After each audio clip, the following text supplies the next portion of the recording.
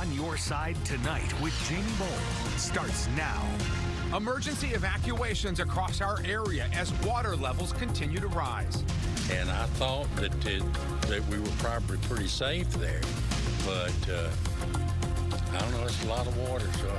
We're speaking with emergency officials to learn more about what happens next. This is one of the worst storms in modern history for parts of western North Carolina. North Carolina Governor Roy Cooper says state and federal resources are ready to respond to the deadly impacts left behind in our state by what was Hurricane Helene. It is a big job ahead. Good evening and welcome to On Your Side Tonight. Appreciate you being here. I'm Jamie Boll. Tonight we continue to cover the aftermath from Helene. Our Natisha Lance is here in studio with us. She's following the latest evacuations, road closures. Meteorologist Rachel Coulter over in the First Alert Weather Center tracking the remnants now of that storm and what we still got to be on watch for. We'll get to Rachel in a moment. Let's start with Natisha. Tell us more about what we are seeing right now, what folks at home need to know. Well, Jamie, before Helene was downgraded to a tropical depression, it made landfall in Florida as an extremely dangerous Category 4 hurricane. It's the first Category 4 to hit the Big Bend region since officials started keeping track all the way back in 1851.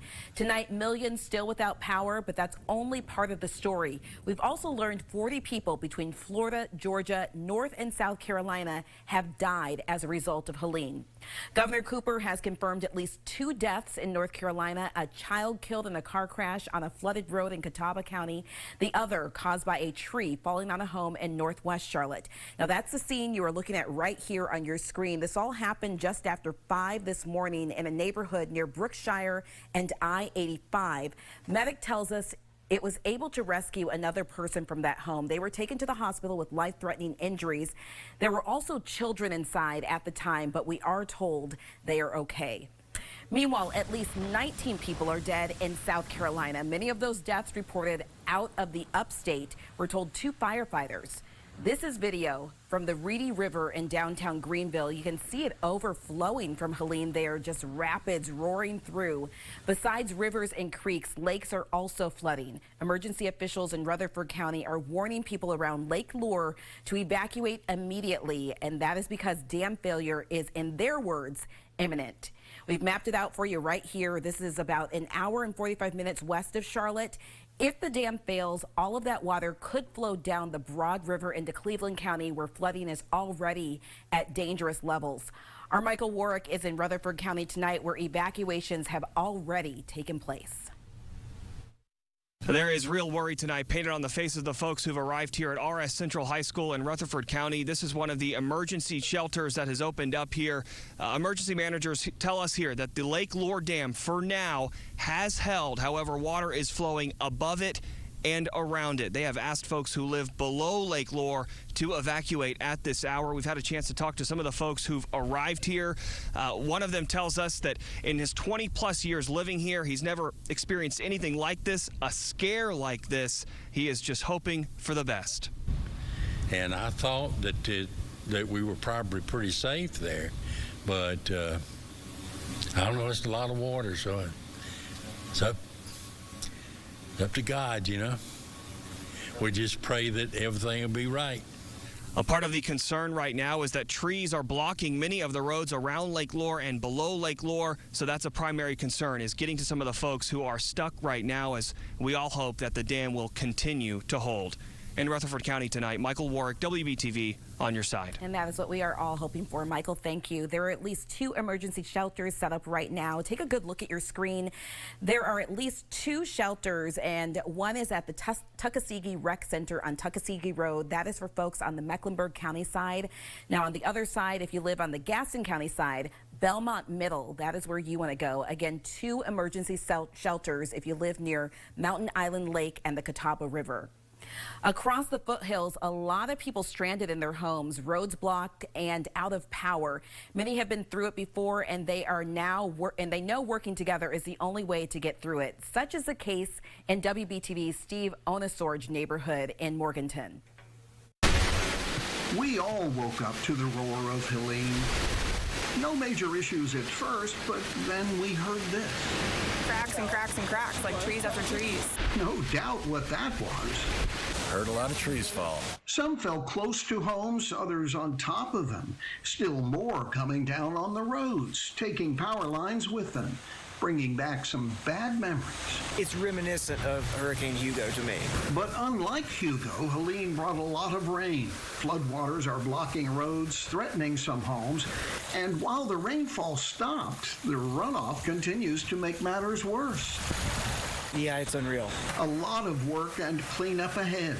It'd be nice for all that to go away, but those of us in neighborhoods like this, well, we're just going to have to bear with it for a while.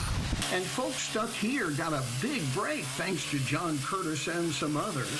We're just doing what we can to get them mobile again, you know what I mean? They can't fix the power or stop rising floodwaters, but did get the only road in here passable for now. Neighbors helping neighbors. That's the way it should work. In Burke County, Steve Onesorge for WBTV News on your side. And tonight we are following an important travel alert. A major artery in and out of North Carolina is closed because of a mudslide. Parts of I-40 between Knoxville and Asheville is shut down. This is video from Hartford, Tennessee, where you can see floodwaters covering the interstate. There's no telling right now how long this is going to take. Dock crews hope to have it back open by tomorrow night. And that is what we have right now, Jamie. So folks traveling along that way, they're going to want to check their route as they're going. Yeah, I they think go through there for several days. In fact, I know they're just kind of cautioning anyone in western North Carolina, don't even head that direction right now. Just too many roads are out. Natisha, great update. Thank you. Appreciate it. You bet. Let's talk about the weather on this first alert weather day. Meteorologist Rachel Coulter's in the First Alert Weather Center tracking what's left of Helene and still the dangers that we are facing going forward because, you know, the rain stopped today, right? The sun even came out this afternoon, but we got a long way to go. We really do. I was just looking through some of the reports and rain amounts since really the start of the week. We've just kind of been in and out of some rain over the course of the work week, and then yesterday, and then certainly with Helene's impacts today, those rain totals climbed big time. We're talking about 17 inches of rainfall in some of our northwestern counties, and that's even in our local area. Helene at this point, post-tropical, moving to the north-northwest at 17 miles per hour, starting to slow down. It's going to get wrapped up into an upper low that's going to just park itself to our west. But the good news locally in terms of the conditions that we're experiencing at the moment, we don't have any rain out there right now. Most of that's to the east of us. Certainly that severe threat has come to an end, but here's where the problem continues. When you get this much rain in a very short period of time, flooding concerns will continue long after the rain has come to an end. We still have flash flood emergencies, of course, out towards Mountain Island Lake and then extending along.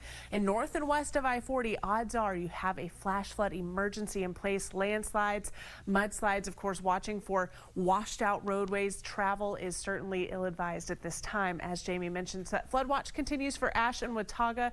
Everywhere else has been trimmed out of that flood watch. And just in here as of 7 o'clock, we no longer have that wind advisory in place locally. High wind warning, though, does continue for our higher elevations.